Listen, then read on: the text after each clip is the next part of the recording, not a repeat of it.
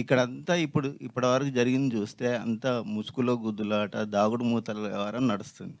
So మీ cinema చూస్తే ఖచ్చితంగా YS Jagan మీద ఒక యుద్ధం లాగానే కనిపిస్తుంది పోస్టర్. అలాగే అనిపించిందా? అనిపించింది. Very good. సో మీ మీ ఈ సినిమాను చేయడం వెనుక ఏం ఎజెండా ఉందండి? ఇందాక నుంచి చెప్తున్నా అదే, రైతు రైతు రైతు రైతు. నేను ఒక రైతు బిడ్డని. నాకు రాజధానిలో 1 సెంటీమీటర్ భూమి కూడా లేదు. నేను ఇందాక చెప్పాను, నేను రాజధాని వైపు వెళ్ళటం కూడా ఈ సినిమా షూటింగ్ మొదలైనప్పుడు మాత్రమే వెళ్ళాను. అంతకు ముందు కూడా కనీసం నేను రాజధానికి కూడా వెళ్ళలేదు. ఎప్పుడు ఆ గ్రామాలు ఎలా ఉంటాయో కూడా నాకు తెలియదు.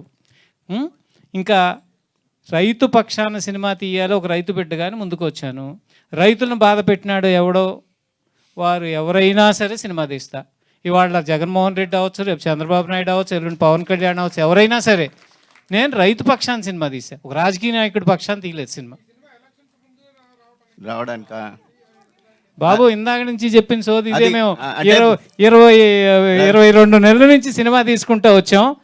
6 నెలల నుంచి చేసిన సెన్సార్లు, సీజీ వర్క్లు ఇవన్నీ జరుగుతూ వచ్చి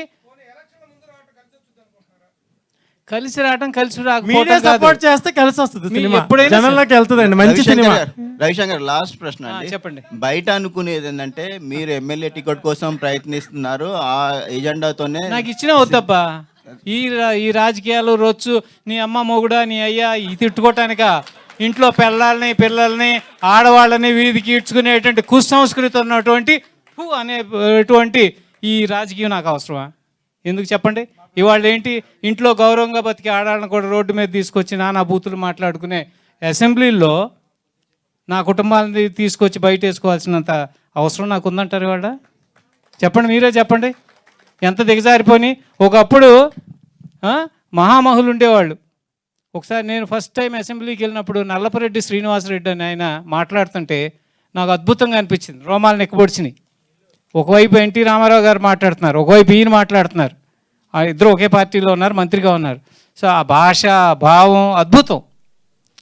అవి చూసి వాళ్ళ అబ్బాయి మాట్లాడుతున్నాడు ఇప్పుడు అసెంబ్లీలోను, వాళ్ళ సహచరులు మాట్లాడుతున్నారు. రోత, అసహ్యం.